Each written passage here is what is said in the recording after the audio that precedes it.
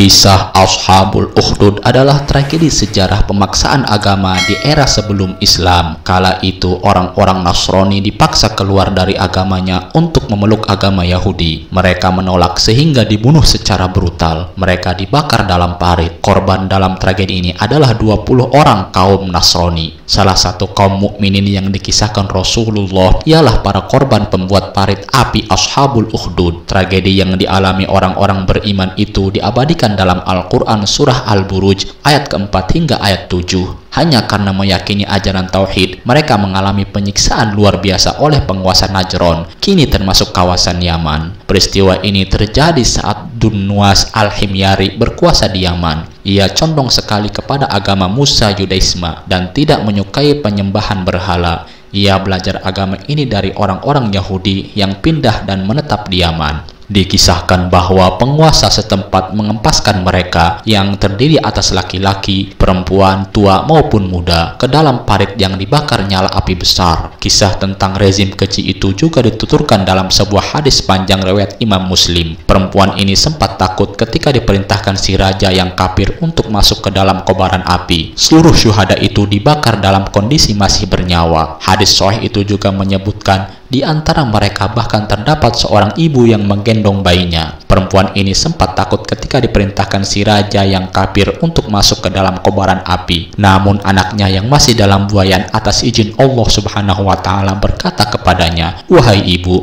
bersabarlah karena engkau sesungguhnya berada di atas kebenaran." Diriwayatkan bahwa ada seorang pengikut Nabi Isa yang saleh bernama Pemion telah pindah dari kerajaan Romawi ke Najran. Karena orang ini baik sekali, penduduk kota itu banyak yang mengikuti jejaknya, sehingga jumlah mereka makin lama makin bertambah. Setelah berita itu sampai kepada Zunwas, ia pergi ke Najran dan dimintanya kepada penduduk supaya mereka masuk agama Yahudi. Kalau tidak akan dibunuh. Karena mereka menolak, maka digalilah sebuah parit dan dipasang api di dalamnya. Mereka dimasukkan ke dalam parit itu dan yang tidak mati karena api dibunuhnya kemudian dengan pedang atau dibikin cacat. Menurut beberapa buku sejarah, korban pembunuhan itu mencapai 20.000 orang. Salah seorang di antaranya dapat lolos dari maut dan dari tangan Dunwas. Ia lari ke Romawi dan meminta bantuan Kaisar Justinianus atas perbuatan Dunwas itu. Dikisahkan dari sahabat Ali bin Abu Thalib bahwa mereka adalah penduduk negeri Persia ketika raja mereka ingin menghalalkan kawin dengan mahram.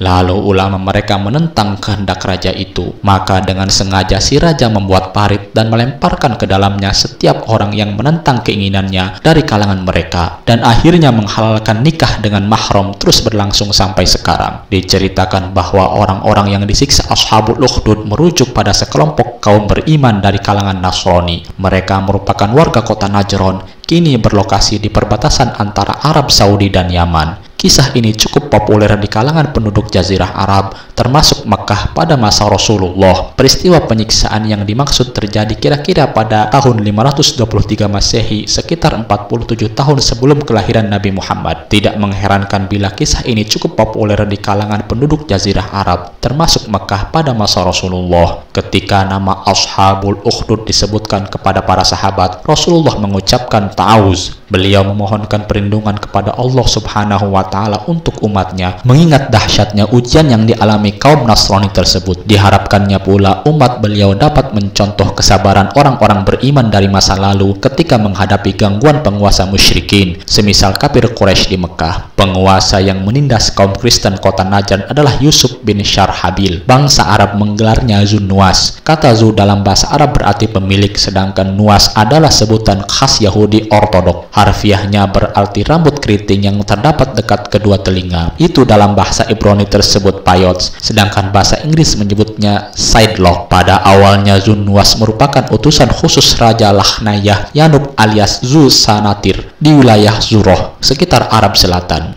Pada mulanya Zunwas merupakan utusan khusus Raja Lahnayah Yanub alias Zusanatir di di wilayah Zur'ah sekitar Arab Selatan. Zulsanatir sesungguhnya bukanlah kalangan ningrat, tetapi dengan cara-cara yang licik dapat naik ke kursi kekuasaan kerajaan Himyar. Pada sekitar tahun 517 Masehi, keadaan berbalik. Yang tadinya orang suruhan kini mengkhianati majikannya. Zunwas memberontak terhadap Zulsanatir sehingga menjadi penguasa kerajaan tersebut. Dengan Arab Selatan yang menjadi tempat berdirinya kerajaan Himyar pernah di bawah pengaruh agama Nasrani. Berabad-abad sebelum Zunwas lahir, wilayah tersebut pernah dikuasai kerajaan Habasyah yang beribu kota di Aksum, Ethiopia. Namun belakangan Himyar dapat mandiri sehingga membangkitkan kembali tradisi paganisme, penyembahan pada dewi-dewi alih-alih monoteisme. Pada masa Zulsanatir, Himyar sempat mengadopsi Yahudi sebagai agama resmi negara. Karena itulah Zunwas ketika masih menjadi bawahan mendiang tersebut memilih nama yang khas Yahudi. Namun begitu berkuasa, Zunwas menjadi sangat condong memusuhi monoteisme, baik yang tampil sebagai Yahudi maupun Nasrani. Dengan kecenderungannya itu, wajarlah bila secara politik ia menjadikan Himyar lebih dekat dengan Imperium Sasaniyah, kekaisaran yang berpusat di Persia Iran itu memeluk agama Majusi. Zunwas memimpin dengan tangan besi. Ia tidak mentoleransi bila ada di antara rakyatnya yang memeluk Kristen. Menjadi seorang Nasrani dalam pandangannya berarti otomatis memihak negeri Habasyah. Artinya pula mereka telah berkhianat karena berpihak pada musuh raja. Di seluruh wilayah kerajaan Himyar, kota Najran memiliki penduduk Nasrani dengan jumlah yang signifikan. Itu bermula dengan kisah seorang pemuda, sebagaimana diceritakan dalam hadis Nabi Muhammad SAW yang diriwayatkan Imam Muslim.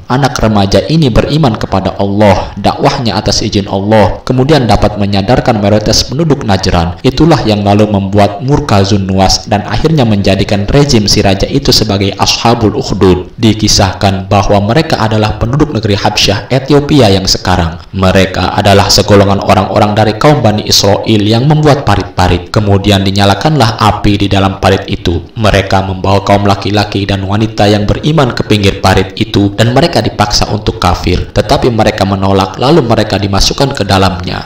Itulah tadi sejarah singkat atau kisah singkat mengenai Ashabul Ukhdud. Semoga bermanfaat. Assalamualaikum warahmatullahi wabarakatuh.